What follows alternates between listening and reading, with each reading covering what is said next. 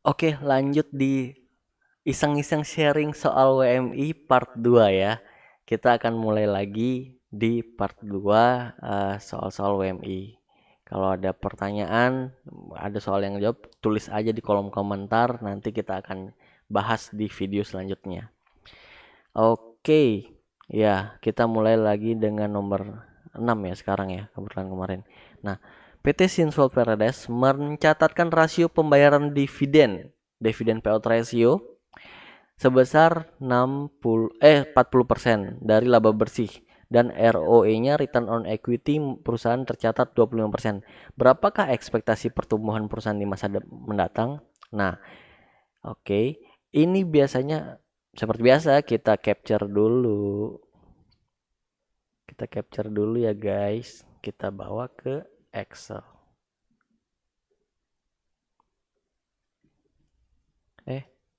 Bentar, bentar. Sabar.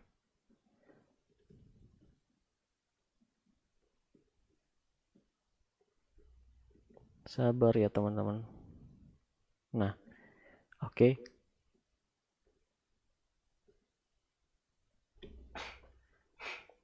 Nah, kelihatannya Excelnya ya. Kelihatan Excelnya di sini. Nah,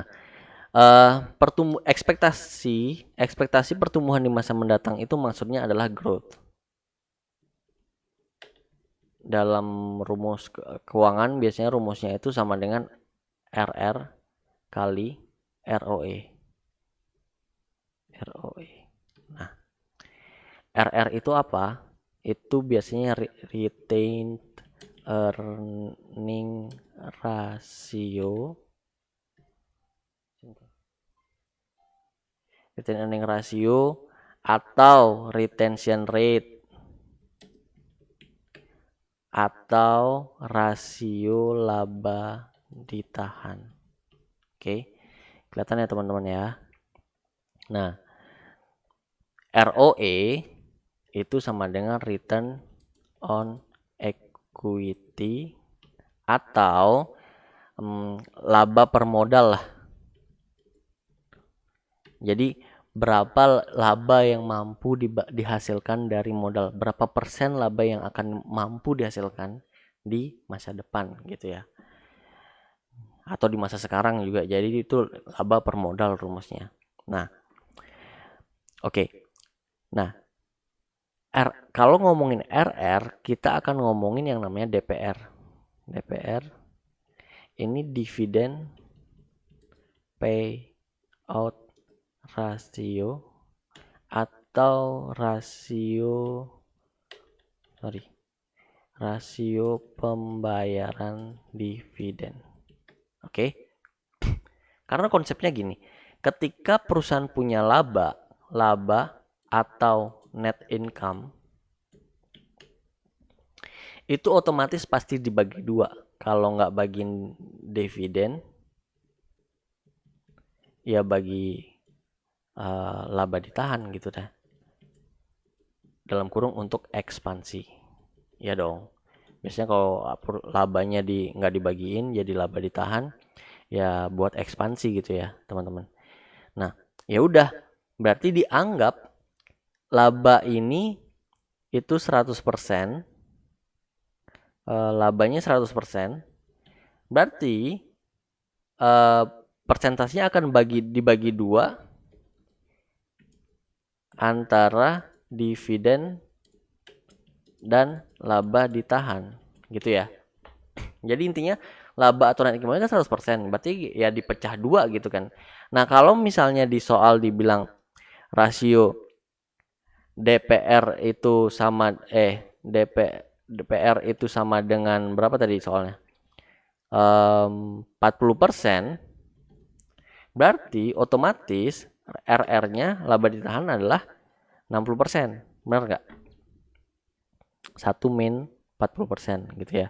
Kalau ngomongin rumusnya ya 1 kurang 40%-nya gitu ya. Ya udah, secara total ini pasti 100% gitu ya. Kalau ditambahin, misal teman-teman tambahin ini sum, jangan pakai sum deh. Ya ini tambah ini gitu ya. 100% kan? Ya kan?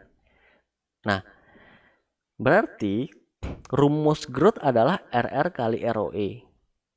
Di sini yang diketahui rasio pembayaran dividen payout ratio. Jangan langsung dihajar 40% kali 25%. Jangan ya, berarti kan di sini kita tulis lagi growth sama dengan RR kali ROE. Nah, sama dengan RR sama dengan 60% kan? 1 kurang 40%. Ya dong. Terus ROE sama dengan berapa soal? 25%. Maka growth-nya adalah ya kali aja langsung RR kali ROE. 15% jawabannya. Apakah ada jawabannya yang dari hasil 40% dari DPR kali ROE-nya 20%? Ada, teman-teman. Tuh, 10% A gitu ya. Jadi jangan ketipu. Jadi di sini sebenarnya jawabannya adalah C ya, teman-teman ya. Kita ganti dulu, di sini jawabannya C. Mana ya tadi ya? C 15%. Oke. Itu nomor 6, nomor 7. Nomor 7 obligasi negara PWS. Di sini kelihatan teman-teman ya. Obligasi negara PWS saat ini diperdagangkan di 106,5. Kupon yang diberikan sebesar 10% dan dengan jatuh tempo 5 tahun nilai par 100 juta, hitunglah yield to maturity dari obligasi tersebut. Nah, sebenarnya nomor 7 ini soalnya panjang banget, ya kan? Bukan panjang sih, cara ngitungnya panjang gitu. Cuman biasanya kita untuk ujian itu melakukan suatu trik lah gitu untuk menjawab soal ini. Kita kopas dulu, seperti biasa kita bawa ke Excel. Teman-teman nggak bingung. Nah, oke. Ganti Excel. Oke. Nah, di sini yang perlu dipahami konsepnya adalah obligasi diperdagangkan dengan 3 kondisi. Pertama, diskon, at par ya. Ini ganti at discount, at oke dari atas deh. At premium, at par, at diskon. At premium adalah kondisi di mana obligasi diperdagangkan di atas nilai par atau nilai nominal atau nilai pokok. Oke. Ini kita giniin aja deh. Terus kita oke. Gini ya. Ya teman-teman nggak bingung. Ini kelihatan nggak sih? Ya oke. Oke. Nah, kalau at par adalah kondisi di mana obligasi diperdagangkan sama dengan nilai parnya. Sama dengan nilai par atau nilai pokok. Gitu ya teman-teman ya. Kalau at diskon adalah kondisi di mana obligasi diperdagangkan di bawah nilai par.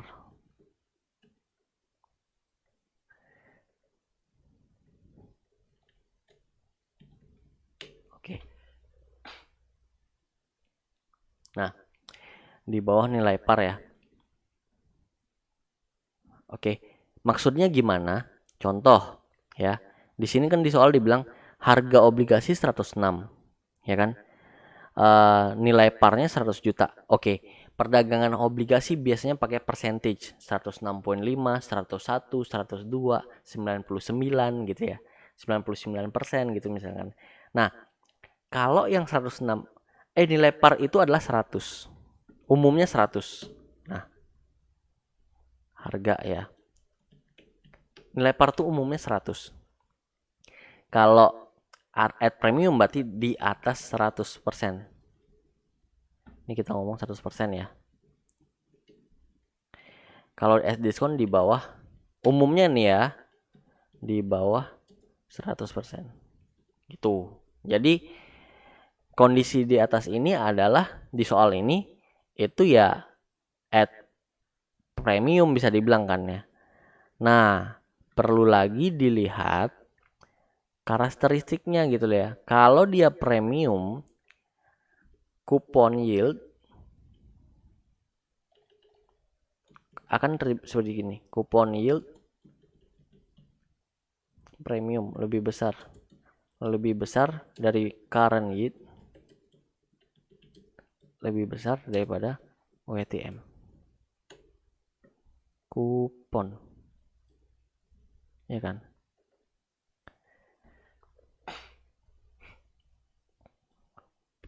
Biasanya gue tulis garis thread gini jadi lebih besar gini. Premium kan, kayak gini kan P kan, P nggak sih? Ya premium lah. Nah, kalau at par itu sama dia, ada sama dengan di sini.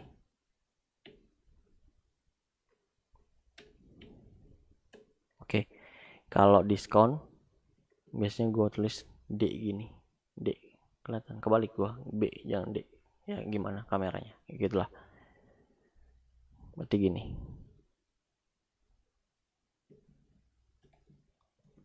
Oke, kelihatan ya. Oke, gue kecilin dulu kamar gue deh. Oke, nah di sini karena oke. Nah, soal di sini mengatakan dia 106. Nggak ada yang bilang dia premium, par atau diskon. Tapi 106 itu mengatakan kalau dia udah pasti premium. Benar nggak? Nah, kalau kita mau nebak, berarti kita pakai konsep yang ini. Kupon yield lebih besar daripada current yield, lebih besar daripada WTM. Berarti dia udah pasti bukan jawabannya 10% yang B. Karena kenapa?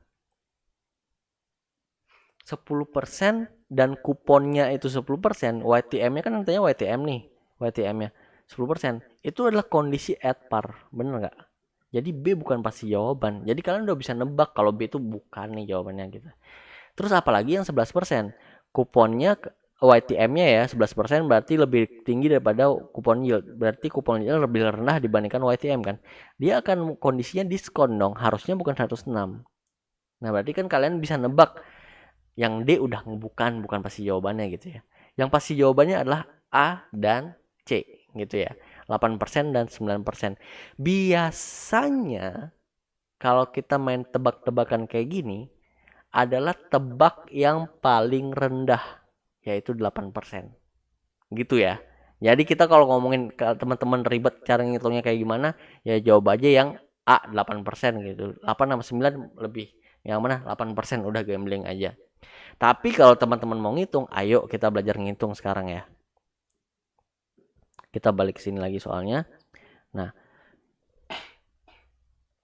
kan gini, konsep dari nilai pasar obligasi itu dia pakai apa sih namanya di keuangan tuh money, aduh, apa sih yang discounted gitu. Aduh, apa nih sih namanya? Time value of money. Sorry, maaf, gua bego emang. Bentar ya. Ya, kepencet lagi.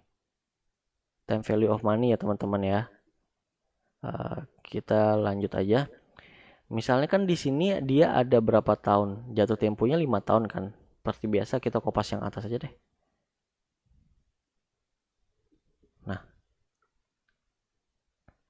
Nah, di sini Kita kopas saja. Nah, kupon itu kan katanya dia 10% ya. 10%. Ya kan? Kupon 10%. Berarti sebentar. Oh, sorry. Kita tulisnya gini aja dulu ya. Kupon sama dengan 10% kan. Nominal 100% kan? Ya enggak, kita andaikan nominal itu 100% kan? Atau rupiahnya itu rupiah nominal itu 100 juta. Ya. Sini teman-teman kelihatan enggak? 100 juta. Saya kurang lagi, satu lagi. 100 juta. Oke, kelihatan. Nah, rupiah harga pasar price itu di 106,5% ya. Nah, jadi konsepnya gini. Tahun pertama, bentar. Oke. Berarti kemungkinan pembayaran kuponnya bener gak? Kayak gini. Kupon tahun pertama adalah 10% dikali nominal. Ya kan? Jadi tahun pertama itu akan dapat kupon 10 juta. Karena nominalnya kan 100 juta kan. Jadi ya 10% kali 100 juta itu 10 juta lah ya. Tahun kedua juga sama dong. 10% kali 100 juta. Oke, tahun ketiga juga sama. 10% kali 100 juta. Tahun keempat juga sama. 10% kali 100 juta. Nah, tahun kelima adalah 10% kali 100 juta. Oke. Dalam kurung dulu. Kenapa dalam kurung? Karena ditambah pokok kan tahun kelima udah jatuh tempo, benar nggak? Tahun kelima udah jatuh tempo, jadi ya tambah pokok. Jadi cash flow masa depan yang kita akan dapat seperti ini, 10 juta, 10 juta, 10 juta, 10 juta, terus tahun kelima baru 110 juta gitu ya. Nah, sekarang itu di discounted cash flow, teman-teman. Di discounted cash flow dengan YTM. Nah, YTM itu sebagai acuan untuk discounted cash flow sebenarnya. Jadi, kalau misalnya dibilang kan nanti rumusnya gini kan. Discounted. Kan rumusnya gini, tahun pertama ini sorry. Di sini ini deh. N gitu misalnya. 1 2 3. Ini kan N-nya dia tahun pertama, tahun kedua, tahun ketiga kan. Ini buat acuan discounted. Discounted. Masih kelihatan enggak? Oke, discounted.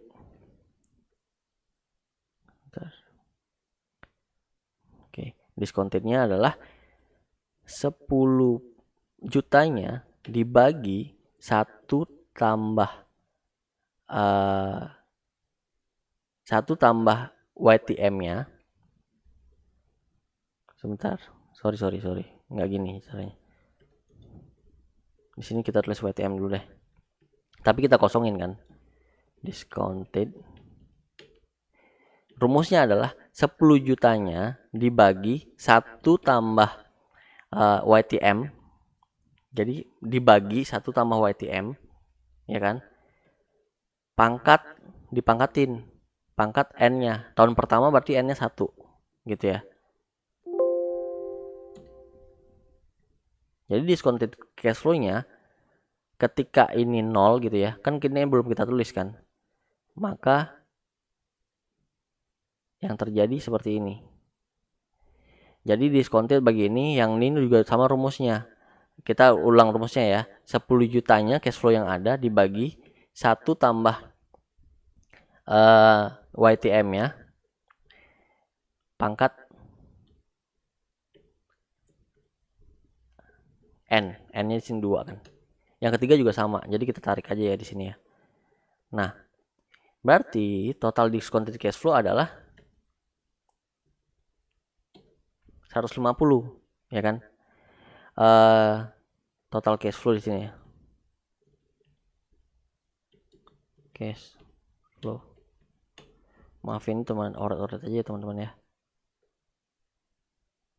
Nah, kalau kita ngomong nominal itu 100 juta, nominalnya kan sama kayak ini kan 100 juta kan. Berarti price-nya adalah segini kan.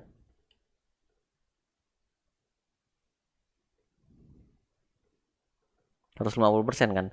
Itu kalau asumsi YTM 0, ya kan? Nah, sekarang kita samain dulu, kita ngomong kupon sama dengan YTM. Kita ganti 10% kan.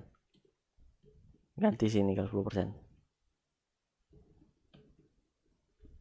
Price-nya 100% bener nggak? Jadi konsep gua di awal bener nggak? Ketika dia kupon sama YTM itu adalah harganya at bar 100. Angkanya 100 kan, bener sini kan. Nah, sekarang kalau kita ngomong yang D ya, kita buktiin juga yang D ya. 11% gitu ya YTM ya. Sorry. 11% gitu misalnya. 11% kita samain di sini semua. Berapa? 96 kan? At diskon kan? Bener kan? Nah, jadi dia nggak mungkin harganya 106 gitu kalau dia 11%. Nah, tinggal 8 sama yang 9 kan. Nah, kita ngomong yang 9 dulu deh, 9%. Sorry. 9%. 103,89, sedangkan harganya 106 kan. Jadi 8%. 107,99, kurang lebih sama 165, soalnya 8 sekian sebenarnya. 8 sekian gitu atau 7 sekian gitu. Jadi yang mendekati adalah yang A gitu. Ya, soal ini memang nggak spesifik harus segitu angkanya, tapi yang mendekati adalah yang A gitu ya. Jadi ya ini cara menghitungnya. Kalau nanti pakai kalkulator ya pakai pangkat gitu ya. Kalau misalnya kadang kalkulator nggak ada pangkatnya, ya udah pakai teori yang awal tadi gitu sih.